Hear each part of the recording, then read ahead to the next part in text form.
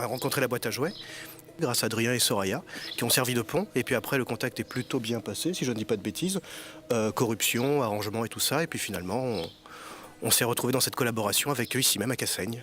C'est eux qui nous ont demandé l'année dernière si on avait un spectacle qui était prêt.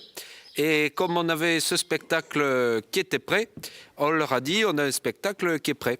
Et donc ce qui nous plaisait au château de Cassaigne, c'était d'utiliser toutes les portes, les pièces dérobées, le jardin, le portail. C'est une mise en scène à géométrie variable, n'est-ce pas, que nous avons mise au point. Voilà. Alors, l'ours, c'est l'histoire tout simplement d'un monsieur, d'un ancien militaire qui fait le tour de ses débiteurs pour récupérer son dû et personne ne veut le payer. Et il arrive chez cette pauvre Natalia Popova qui, elle aussi, refuse de le payer. Et là, s'ensuit un imbroglio amoureux. Enfin, on ne vous en dira pas plus, vous n'aurez qu'à venir. Et puis alors, la deuxième pièce, voyez-vous, je marie ma fille. Hein, je suis Tchoubokov et je marie ma fille Natalia. Et je souhaite la marier tout du moins. Et voilà qu'arrive notre voisin Loumov, avec qui, ma foi, je la marierai fort bien parce que, voyez-vous, elle n'est pas très goûtue. Et lui, il n'est pas très intelligent non plus. Alors, c'était l'occasion de... Oui, c'est bon. En fait, on avait fait une première version, on l'avait joué il y a 2 ans, sans Commedia dell'arte.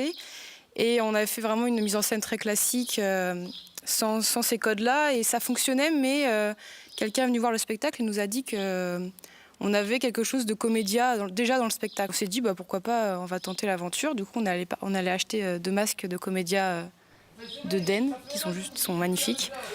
Et on s'est mis à la comédia, sachant qu'on n'en avait jamais fait avant. Lui est dans la tombe et montre mes 4 murs. Nous sommes morts tous les deux. Moi, je ne veux plus vous écouter, madame. Hein. Votre mari est mort, mais il est mort. Hein. Vous avez pleuré, vous avez eu chagrin, bon, ça suffit comme ça. Mais vous n'allez pas le pleurer toute la journée jusqu'à la fin de vos jours, quand même. Hein.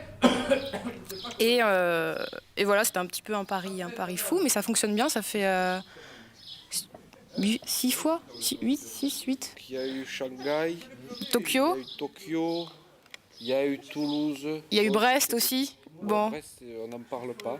Parce qu'il faisait pas beau. Ouais, une quinzaine de fois. Ouais. 20 fois. Je vous aime. Demain, nous sommes en pleine fenaison. Je dois payer les intérêts et vous voilà, vous, par-dessus le marché. Je ne me pardonnerai jamais. Arrière, pas les pattes. Nous allons... Va-t'en ou je te descends. Nous jouons en début l'ours. Ensuite, il y a un apéro. Voilà, parce que le château de... Voilà, parce que, en fait, comme ce sont 2 courtes pièces, on peut se permettre de mettre un entracte entre les deux.